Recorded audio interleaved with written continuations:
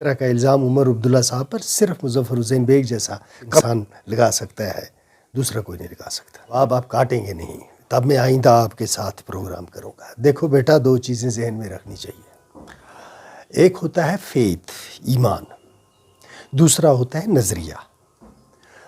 میرا ایمان ہے کہ میں ایک مسلمان ہوں، اور ایک مسلمان ہونے کے ناطے جو فنڈامنٹلز ہیں اسلام کے، ان پر قائم رہنا ایمان کی نشانی ہے اور مسلمان ہونے کی نشانی ہے۔ دوسرا ہوتا ہے سیاسی نظریات، پولیٹیکل آئیڈیالوجی۔ آپ کے نظریات ہر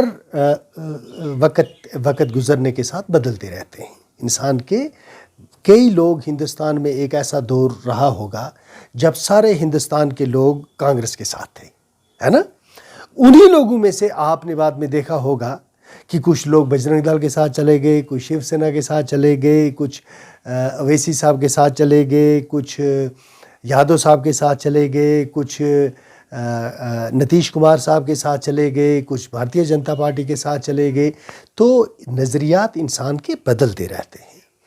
میں نے جو نیشنل کانفرنس کو جوائن کرنے کا فیصلہ کیا، وہ میں نے اپنے ورکروں کے ساتھ کنسلٹیشن کر کے، ان کی مشاورت سے، ان کے مشورے سے یہ فیصلہ کیا کہ عمر عبداللہ صاحب کے ہاتھ مضبوط کریں۔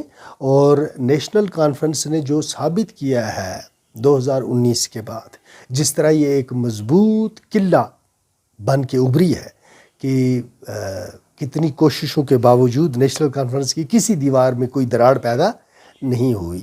تو اس کی وجہ سے نہ صرف نیشنل کانفرنس کے حوالے سے میرا نظریہ بدلا، بلکہ مجھے احساس ہوا کہ نیشنل کانفرنس اور عمر صاحب کے ساتھ چل کے میں جتنا بھی میرے اندر صلاحیتیں موجود ہیں ایک سیاسی ورکر کی حیثیت سے، ان کو نبھا پاؤں گا۔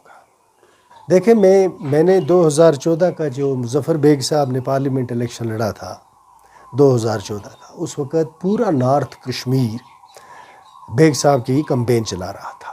یہ سوچ کے کمپین چلا رہے تھے کہ مظفر حسین بیگ جا کے پارلیمنٹ کے اندر جموں کشمیر کے لوگوں کی سیاسی اور اقتصادی اور ان کے جذبات کی ترجمانی کرے گا۔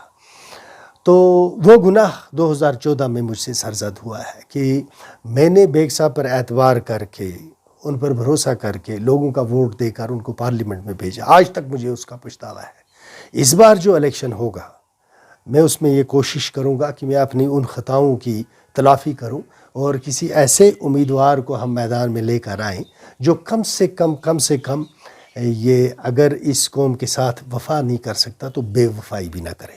اور مجھے امید ہے کہ جو نیشنل کانفرنس کا امیدوار ہم یہاں سے اس کا انتخاب کر کے پارلیمنٹ میں بھیجیں گے، تو وہ اپنی قوم کی عزت اور وقار کا خیال رکھیں۔